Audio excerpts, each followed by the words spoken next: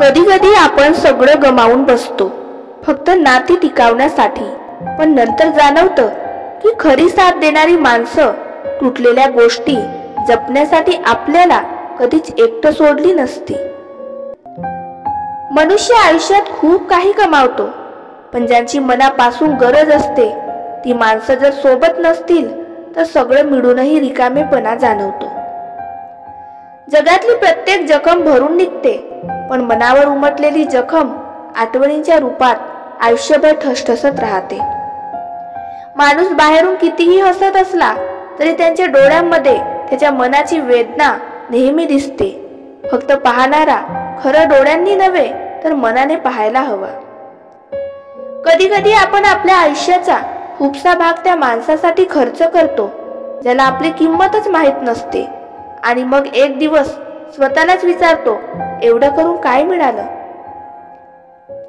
नाती टिकवण्यासाठी शब्दांची गरज नसते, ती टिकतात आपुलकीच्या स्पर्शाने, मायेच्या नजरेने आणि न बोलता समजून घेण्याच्या भावनेने. आयुष्यात अशी काही माणसं भेटतात की त्यांच्यासोबत वेळ थांबावा असं वाटतं, पण नियतीला नेहमी काहीतरी वेगळंच मंजूर असतं. प्रेम कितीही खरं असलं तरी जेव्हा त्याची कदर होत नाही तेव्हा मनाच्या आतून तुटलेलं हृदयच फक्त शिल्लक राहतं. सुखी तोच असतो जो आपल्या आयुष्यातील छोट्या छोट्या गोष्टींमध्येही समाधान शोधतो, कारण मोठं सुख हे नेहमी स्वप्नांसारखं असतं. कधी कधी आपण आपले सगळे अश्रू लपवतो फक्त इतरांना हसवण्यासाठी, पण आतून आपणच सर्वात जास्त एकटे पडतो. प्रेमाच्या नात्यात विश्वास हाच सर्वात मोठा आधार असतो. विश्वास तुटला की नातं जिवंत असलं तरी ते मृत्यूवंत होतं. आठवणी या विचित्र गोष्टी असतात, त्या एकटं असतानाच नाही तर गर्दीत उभं राहूनही डोळ्यात पाणी आणतं. जीवन आपल्याला रोज काहीतरी शिकवतं, पण विसरायला शिकवत नाही, विशेषतः ती व्यक्ती जिच्याशिवाय जगणं अशक्य वाटलं होतं.